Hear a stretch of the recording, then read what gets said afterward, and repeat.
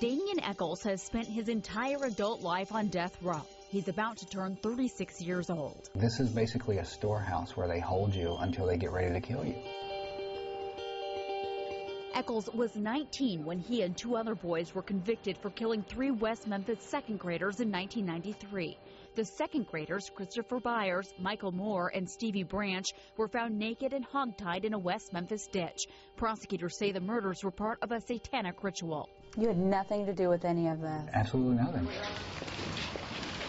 Echols and 16-year-old Jason Baldwin denied involvement, but 17-year-old Jesse Miskelly, who was described as borderline mentally retarded, confessed and later recanted his statement. Defense attorneys claim the confessions were coerced. He couldn't even get a single detail of the crime right. They would ask him things like, well, what time did this happen? He says, 8 o'clock in the morning. Well, they knew that was a lie. They knew it wasn't true because the kids were in school at 8 o'clock in the morning. They didn't care. Baldwin and Miskelly were sentenced to life in prison. Echols was sentenced to die by lethal injection.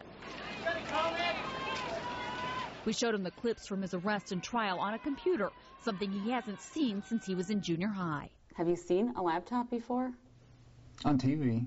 When you see that clip of you in court, you're kind of sitting back in your chair like that, what were you thinking then? Do you remember that day very clearly?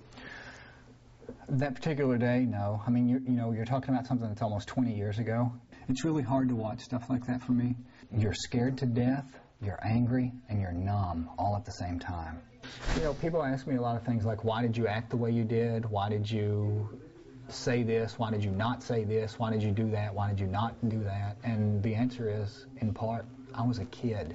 Not only was I a child, but I was going through more trauma than most people will ever be able to comprehend in their entire lives. Echols says he did not know the 3 victims. He claims he was home when the boys were killed.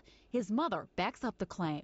I was on the time that they say the murders happened. I was on the phone with 3 different people. You know, the attorneys that I had were so incompetent, it boggles the imagination. You know, I asked them, why aren't you going to call these people up on the stand so that they can testify that they were on the phone with me? And they would say, we don't need them. You know, the state's case is so weak and ridiculous as it is, there's no point in even wasting time on this. Echols' new attorneys say those witnesses will be called during a new evidentiary hearing the Arkansas Supreme Court granted earlier this month.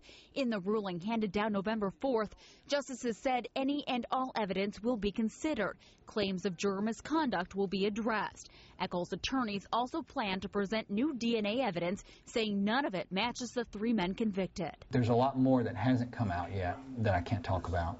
I'm absolutely 100% confident that whenever they see the stuff that we have now, there'll be a new trial. The murder of Michael Moore, committed by Damien Echols, was committed in an especially cruel or depraved manner. Echols says he's looking forward to the new hearing. It's that feeling of finally being able to say, see, I told you. This is what I've been trying to tell you. But it's also, there's a nerve-wracking aspect to it of just, you know, having to go through this again. So it's kind of a mixed bag, I guess. What do you say to people who think that you are guilty and that you are in the very place that you should be? All I would do is ask them, take a few minutes to educate themselves on the case. You know, probably what they've heard are rumors, ghost stories, you know, whatever it is that gets passed around out there. If they actually took even half an hour, 30 minutes, to look at the evidence of this case, what was and was not introduced there, what, you know, what was said, what the experts said, what the new evidence is now, then I don't think they'll feel that way anymore. If a judge finds a jury could acquit based on the new evidence, the 3 will get a new trial. If you get a new trial, that could set you free. Right. Have you really thought about that? I try to. But like I say, I've been locked up for almost 20 years now. So in a lot of ways, it's impossible for me to even imagine what that means now. You know, like I said, it's a different world out there now. I'd never even seen the internet before. So to walk out these gates now would be like walking into a science fiction novel in a lot of ways for me.